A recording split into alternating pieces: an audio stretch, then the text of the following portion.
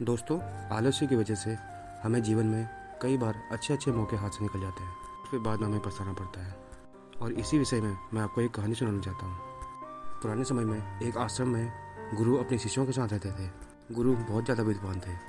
उनका एक शिष्य बहुत आलसी था। उसकी शिक्षा पूरी होने वाली थी, लेकिन वह समय का मूल्य को समझ नहीं सका था। हमेशा आज के दिन कल को टाल देता था।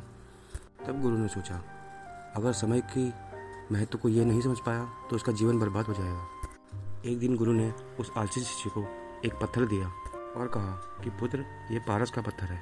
इससे तुम जितना चाहो उतना सोना बना सकते हो, लेकिन शर्त यह है कि इसके लिए कि तुम्हारे पास केवल 2 ही दिन है। इससे तुम्हारा जीवन सुधर जाएगा। मैं दूसरे गांव जा रहा हूँ, 2 दिन के बाद आश्रम लौटूंगा। अब मैं तुमसे ये पत्थर वापस ले लूँगा। इस पत्थर से तुम लोहे की जिस चीज़ से स्पर्श करोगे वो सोने की बन जाएगी। पारस का पत्थर देखकर गुरुजी आश्रम से चले गए। आलसी शिष्य पत्थर पाके बहुत खुश हो गया।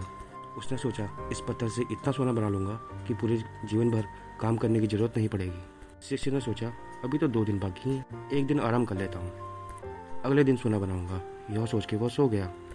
पूरा दिन और पूरी रात आज आराम करने के बाद वह उठा तो सोचा कि आज बहुत सारा लोहा लेकर आना है और उससे सोना बनाना है, लेकिन इससे पहले खाना खा लेता हूँ, फिर काम करूँगा। फिर जब उसने पेट भर खाना खाया तो सिर्फ दोबारा नींद आने लगी। अब वह सोचने लगा कि कुछ और देर सो लेता हूँ, सोना बनाने का काम तो बहुत छोटा है, शाम को कर लेंगे। उसे फिर नींद आ गई। शाम हुई और उसकी आँख खुली। सूर्यास्त हो चुका था।